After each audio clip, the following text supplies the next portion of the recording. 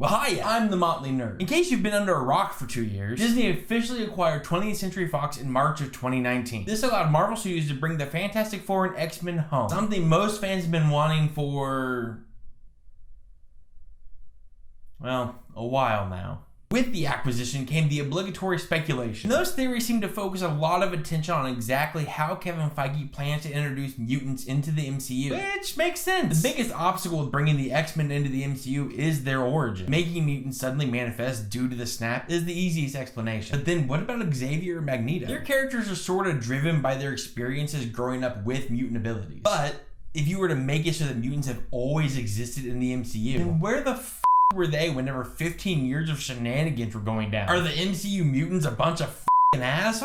If you want my opinion on how they'll be introduced, it's gonna be closer to the second way. Minus the f***ing assholes bit. Probably. My money is on mutants having always existed in the MCU in some capacity. And Sword being aware of it. Maybe something Wanda does, or one or both of the snaps intensifies the X gene. Or one of the snaps created the X gene across all of time. It could also be as simple as mutants having always existed but just stayed hidden. I know.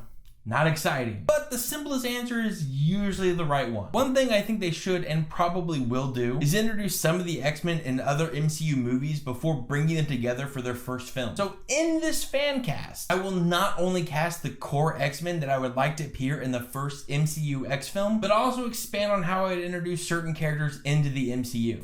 That was a long intro. So let's finally dive on in. Let's talk about the leader of the X-Men. No, this one shoots optic blasts from another universe.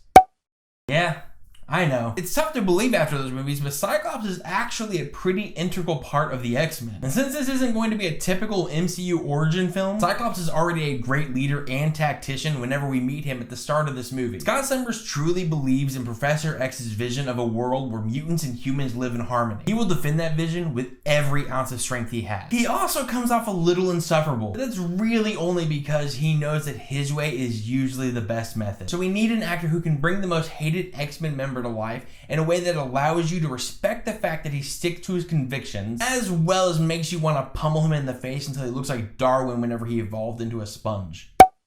Now this tasty treat of an actor has quite the range. In my opinion, the best of the Hollywood Chris's has yet to give a bad performance. Be it a minor role or franchise leading, Chris Pine is an incredible actor that gives weight to any character he plays. And he just draws your attention in any scene that he's in. That's the type of actor and performance that Cyclops deserves. But wait a second, doesn't this go against my own rules? So I will avoid using actors that are currently signed up with a competing comic book company. Not really. Spoiler alert for Wonder Woman 1984 ahead. By the end of Wonder Woman 84, Steve Trevor ceases to exist once and for all. And that sort of writes Chris Pine out of the DCEU, which opens him up to join the MCU. On to the next.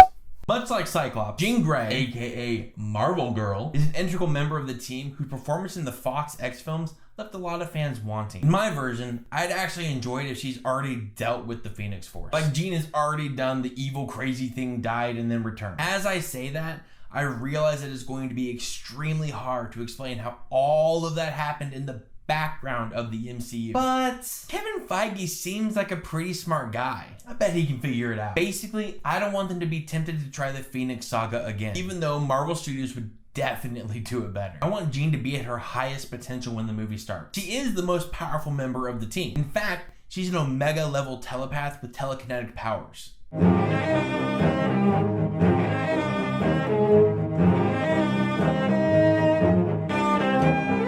She's also a caring and loving person filled to the brim with determination. Jean Grey is often considered to be the heart of the team. So we're going to need an equally powerful actor to earnestly bring this character to life.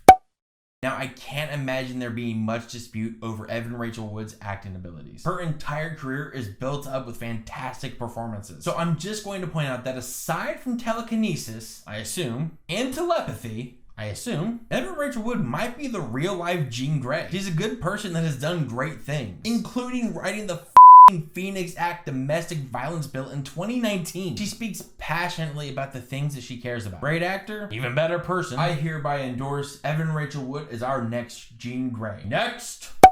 One of the most intelligent characters in Marvel Comics, Hank Beast McCoy is the stereotypical blue, furry, strong, fast, smart guy of the group. I mean, what team doesn't have that guy? While he does possess a witty sense of humor, he struggles with his very obvious mutation, creating rejection and bigotry for his appearance. As for his role in this movie, I'd have it so that Beast has recently rejoined the team after spending a couple years working for Sword. After years of a Beast that was rarely a Beast, it'll be refreshing to have one that has finally accepted himself for who he is, but still quietly harbors his fears.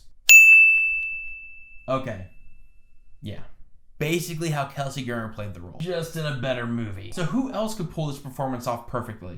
Well, this one seems a bit obvious, or is that just me? Honestly, I fully believe that Dev Patel could legitimately play just about any character and kill it. He's just so damn believable in everything that he does. Beast should be played by an actor with intensity, as well as one who can pull off Hank's signature intelligence and wit, and that kind of has Dev written all over it. Another!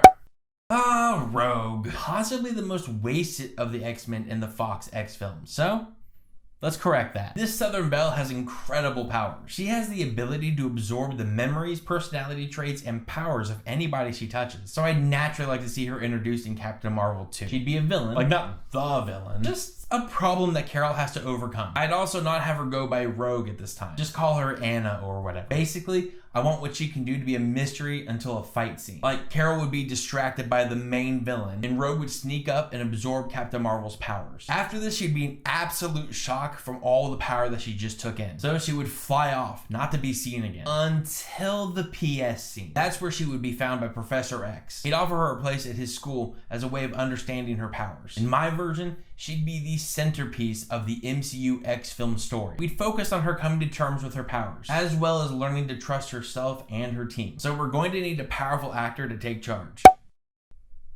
Betty Gilpin. How I adore her. I fell in love with Betty Gilpin whenever she appeared on Elementary. She immediately stole whatever scene she was in as Sherlock's love interest, Fiona. And that's no easy task whenever your scene partner is Johnny Lee Miller. Beyond that, she's proven herself as a powerful lead in Glow and, most recently, The Hunt. Betty Badass over here is the perfect person to bring Rogue to life. The comics have made Rogue one of the most captivating characters in all of Marvel, and I think that Betty Gilpin can make her cinematic counterpart equally as enchanting. For once, segue. Our journey to correct lackluster interpretations of X-Men characters has brought us here. You know what happens to a toad when it's struck by lightning? The same thing that happens to everything else. Storm is another Omega level mutant with the power to manipulate all forms of weather, here on Earth and elsewhere. She's a natural leader. She also keeps her emotions in check so that she never loses control of her powers, because they could, in short, seriously right up. I'd introduce her in Black Panther 2. I'd have her be an ambassador of sorts to Wakanda from the X-Men. Why is she there? I don't know. That's for Ryan Coogler to figure out. I mean, I can't do everything, guys. Now, I did run into a hiccup when picking an actor for this role. My first choice was Naomi Harris, but... So, per my own rules, I had to find another actor to bring the regal Aurora Monroe to life. So I naturally went with the girl from the 2016 Pepsi ad. Oh yeah, she was also in Moonlight, Hidden Figures, and Harriet. But seriously, she kicked off her acting career with Moonlight, then followed that with Hidden Figures. And she's incredible in both. Now I've seen her fan casted as Dazzler, which honestly isn't that terrible of an idea. But I think she could really strut and sink her teeth into Storm. Okay, one more for this video. By this time, I think we all get the gist of what Professor X is all about. Teacher, mentor, powerful telepath, cool floating chair. He does have a dark side at times, but the man gives mutants a safe haven from the bigotry that they face, as well as helping them learn to control and understand their powers. The thing he wants most is a world where humans and mutants can live peacefully together, and he strives to protect mutants and humans alike. If I had my way, I would have introduced him in WandaVision. But since that obviously can't happen, I guess I'd save him for the PS scene in my version of Captain Marvel 2. So what actor could possibly follow the wonderful Patrick Stewart and James McAvoy?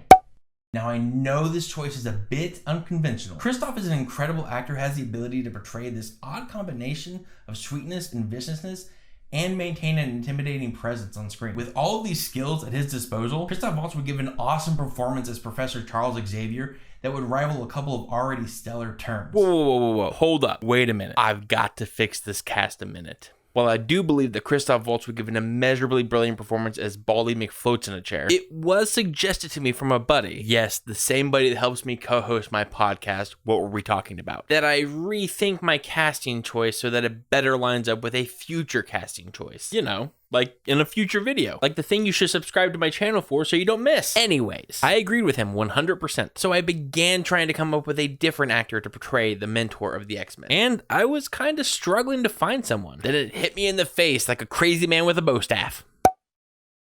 Lennie James is famous for bringing Morgan Jones to life in The Walking Dead and later Fear the Walking Dead. And to be completely honest with you, that's the only performance of his that I've seen, but I truly feel that is all I need to see to make this decision. Lennie's acting packs an incredible punch and takes you on an unforgettable journey as his character evolves over the course of the show. His performance as a man trying to maintain peace in a world quickly tearing itself apart is an absolute clinic. There's this terrifying darkness in his eyes that is always threatening to come out. That palpable struggle and intensity is simply because Lennie James is that good. Okay, I'm done now. Let's go ahead and end this. So that does it for my first fan cast here on YouTube. What'd you guys think? I will definitely be doing more of these in the future, among other fun nerdy stuff. So be sure to hit that subscribe button and ding that bell to catch all of my future videos. And don't forget to smash that like button and give this video a share, even if you don't like the video. If you guys have any suggestions on movies to review, topics, or future fan casts, be sure to drop me a comment below. Or you can hit me up at any of my social media things. Now, perhaps after this video, your thirst for nerdy nonsense has gone unquenched. Then go check out my podcast, What Were We Talking About? You can also support this channel or my podcast by heading over to my Patreon account. And finally, for all you freaks out there, go visit my friends at draglove.com. And for some more fun videos,